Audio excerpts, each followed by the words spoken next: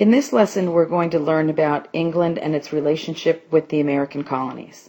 We're going to explain the economic relationship between England and the American colonies, and we're also going to describe how tensions developed between England and the colonies, which eventually lead to a desire for self-government.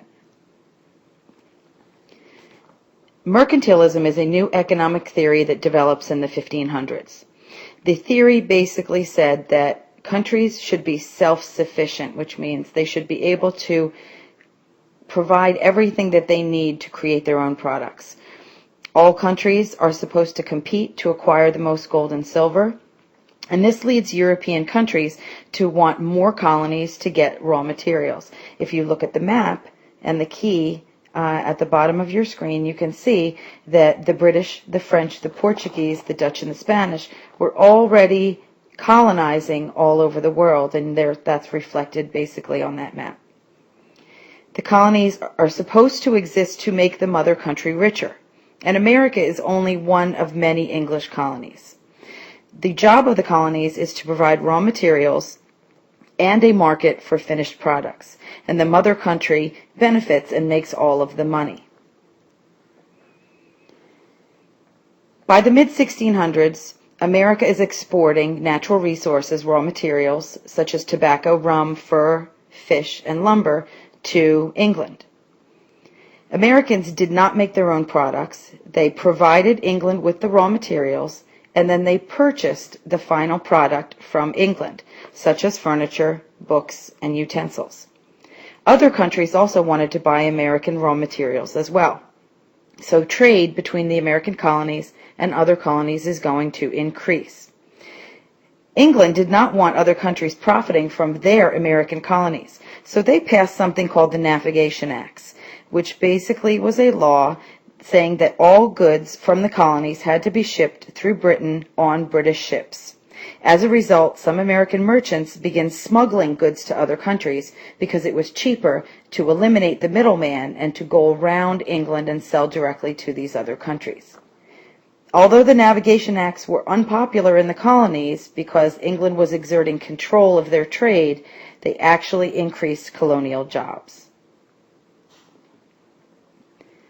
King Charles felt that colonial smuggling was disrespectful to the monarchy.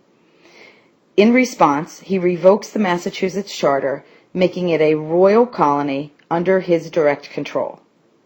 After Charles II dies, King James II becomes king, and he demands an absolute monarchy, which means that he did not feel that Parliament had any say in his ruling the country.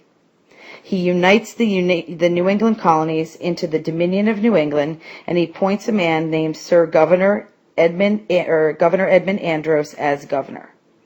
Governor Andros puts New England under strict control, managing their trade, their local government, and even dictating what they should believe in for religion. The colonists are unhappy, and they send their most prominent minister, Increase Mather, to England to ask to have Governor Andros recalled.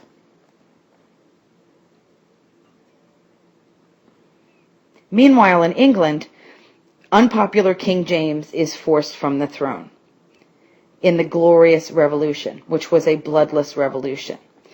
The reason that people were unhappy with King James was because there was a fear in England of Catholic line of kings. King James became king, and he is a Catholic. James II outwardly displayed his Catholicism.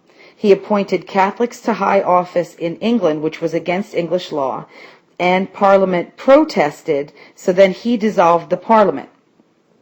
That laid the roots for the Glorious Revolution.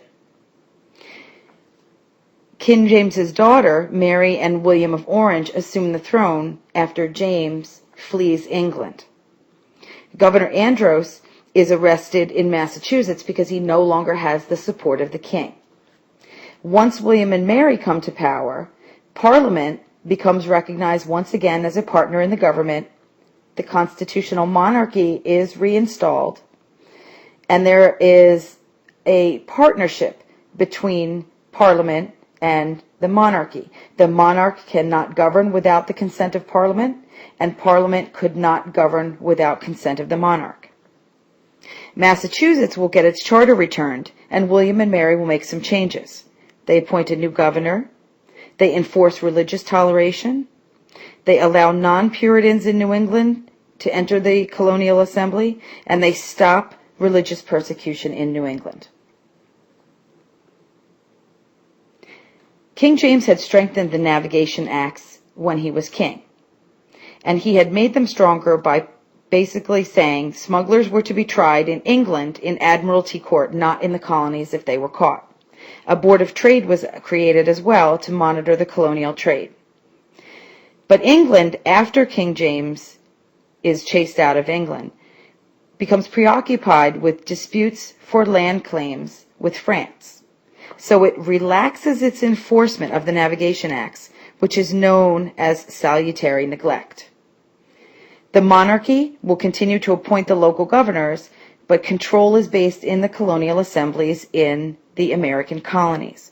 The governors are paid by the local taxes that are also controlled by the colonial assembly, which means that if you were an unpopular governor, the colonial assembly could cut your pay, and they could do that without the consent of the king, which made the colonial governors want to make the colonial assemblies happy.